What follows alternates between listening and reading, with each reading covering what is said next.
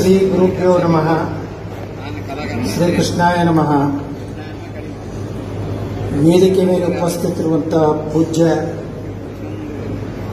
ಸ್ವಾಮೀಜಿಗಳಿಗೆ ನನ್ನ ಶಿರಸ್ಸು ಅಷ್ಟಾಂಗ ನಮಸ್ಕಾರಗಳನ್ನು ಸಲ್ಲಿಸಿ, ಇವತ್ತಿನ ಪೂಜ್ಯರ ಪರ್ಯಾಯದ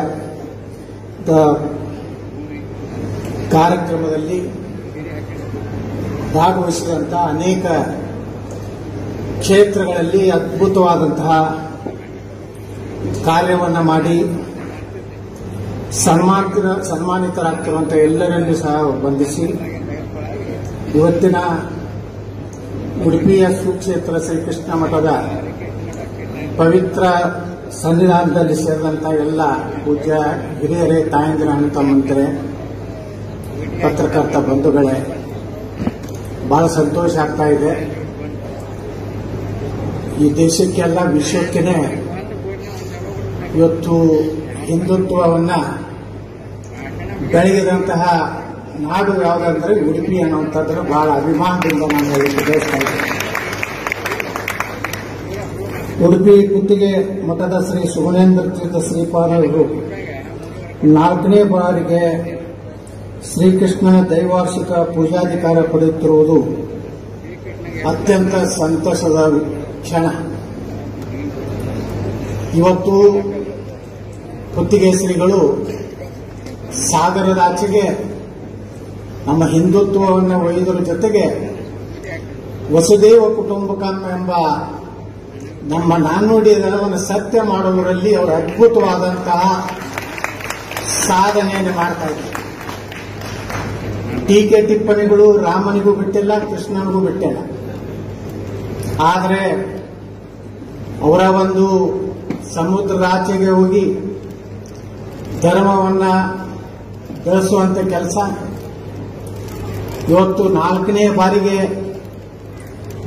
2 ವರ್ಷದವರೆಗೆ ಇದರ ಒಂದು ಜವಾಬ್ದಾರಿಯನ್ನು ತೆಗೆದುಕೊಂಡು ಅನೇಕ ಕಾರ್ಯಕ್ರಮಗಳನ್ನು ಪೂಜ್ಯರು ಹೇಳಿದರು. ನಮ್ಮಲ್ಲಿ ಹಣ ಇಲ್ಲ, ನಾವು ಯೋಜನೆಗಳನ್ನು ಮಾಡ್ತಿರ್ತೀವಿ. ಅದು ಸತ್ಯ ಇದೆ. ಎಲ್ಲಿ ಹಣ ಇರ್ತದೆ ಅಲ್ಲಿ ಯೋಜನೆಗಳ ಮಾಡಲಿಕ್ಕೆ ತಲೆ ಇರುವುದಿಲ್ಲ. ಎಲ್ಲಿ ಯೋಜನೆಯನ್ನು ಮಾಡಿದಾಗ ಭಗವಂತನ ಆಶೀರ್ವಾದ ಇರ್ತದೆ. ಆ ಆಶೀರ್ವಾದ ಇರ್ತದೆ, ನಿಶ್ಚಿತವಾಗಿಯೂ ಭಗವಂತ ನಮ್ಗೆ ಆಶೀರ್ವಾದ ಮಾಡೇ ಮಾಡ್ತಾನೆ ಅನ್ನುವಂಥ ವಿಶ್ವಾಸ ನಮ್ಮ ಸನಾತನ ಧರ್ಮದಲ್ಲಿದೆ.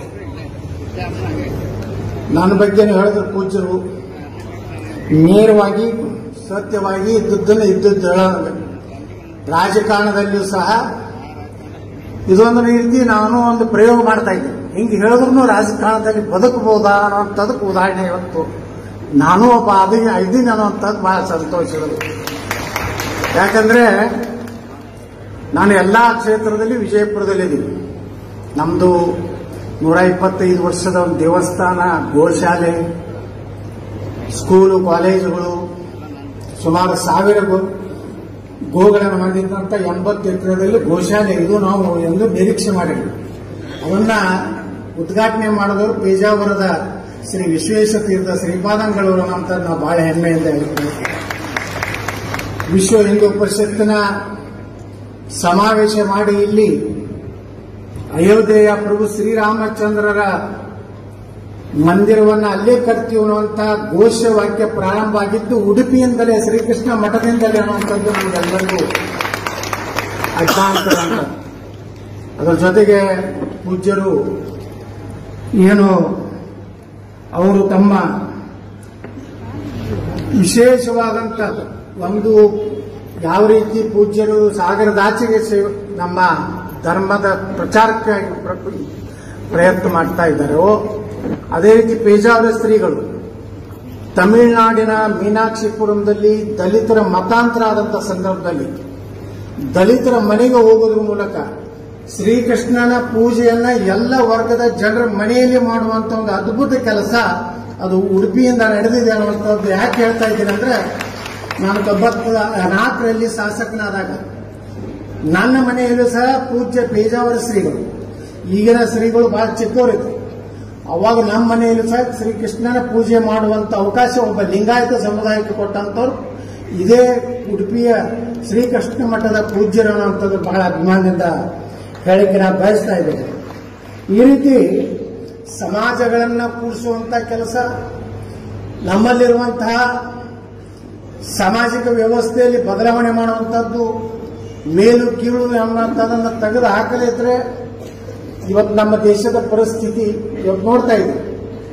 ಒಂದು ಅಯೋಧ್ಯ ರಾಮ ಮಂದಿರ ಕಟ್ಟಬೇಕಾದ್ರೆ 500 ವರ್ಷಗಳ ಲಕ್ಷಾಂತರ ಸಂತರು, ಅನೇಕ ಕಾಲಸೇವಕರು ತಮ್ಮ ಪ್ರಾಣ ಕೊಟ್ಟಾಗ ಒಂದು ಅಯೋಧ್ಯ ರಾಮ ಮಂದಿರ ನಿರ್ಮಾಣ ಆಗಲಿಕ್ಕೆ ಜನವರಿ 22 ಮುಹೂರ್ತ ಬಂದಿದೆ.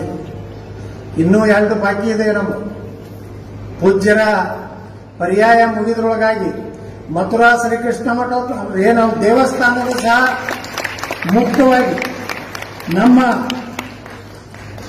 ಸುಪರ್ದಿಗೆ ಬರಬೇಕು. ಕಾಶಿ ವಿಶ್ವನಾಥ, ಈ 3 ನಮ್ಮ ದೇಶದ ಸ್ವಾಭಿಮಾನದ ಸಂಕೇತ.